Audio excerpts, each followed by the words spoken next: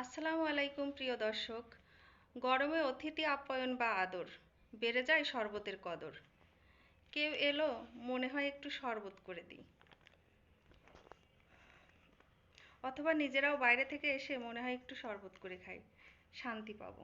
তো আমি আজকে বাঙ্গির শরবত রেসিপি দেখাবো আপনাদের। বাঙ্গি গরমের জন্য খুবই উপকারী একটি ফল, তবে এই ফল খুব একটা সুমিষ্ট না হওয়ায় অনেকেরই অপছন্দের তালিকায় থাকে। কেউ তেমন একটা খেতে চায় না, তবে শরবত করে দিলে অবশ্যই মজা করে খায়। তাই আমি আজকে আপনাদের শরবতের যে রেসিপি দেখাবো, তার জন্য যে উপকরণগুলো নিয়েছি সেটা এখন দেখে নিন। তো দর্শকবৃন্দরা, দেখে নিই আমাদের বাঙ্গির শরবত রেসিপিতে কি কি লাগছে। এখানে আমি 3 কাপ পরিমাণ বাঙ্গি নিয়ে নিয়েছি। এবার আমি এটা একটি ব্লেন্ডার জারে ঢেলে, এরপরে নিয়ে নিচ্ছি পরিমাণ মতো লিকুইড দুধ।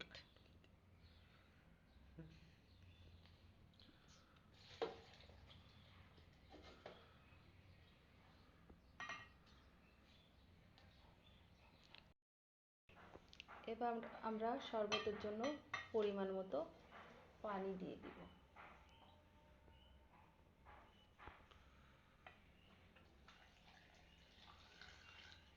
পরিমাণ মতো দিলাম, যে যেমন তরল পছন্দ করেন সেরকমই খাবে। বেশি একটা তরল হলে ভালো লাগবে না, একটু পাল্প জাতীয় হবে। এবার আমরা দিয়ে নিচ্ছি পরিমাণ মতো আখের গুড়। বাঙ্গিতে একটু মিষ্টি বেশি লাগে, এজন্য আমি এখানে 1 কাপ পরিমাণ খাঁটি আখের গুড় নিয়েছি। এবার এর সাথে অ্যাড করছি। এবার আরও একটু সুস্বাদু করার জন্য দিব 2 চিমটি পরিমাণ বিট লবণ। এবার দিয়ে দিচ্ছি। দেখুন দর্শক, বাঙ্গির সাথে আর দুধের সাথে যখন গুড়টা মিক্সড হচ্ছে তখন কত সুন্দর লাগছে। হ্যাঁ, এবার আমার ব্লেন্ডার করা হয়ে গেছে। এখন পরিবেশনের পালা। এবার শরবতগুলো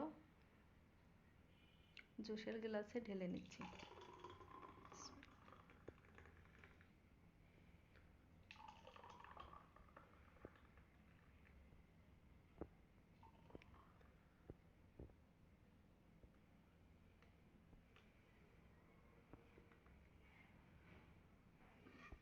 এটাও অনেক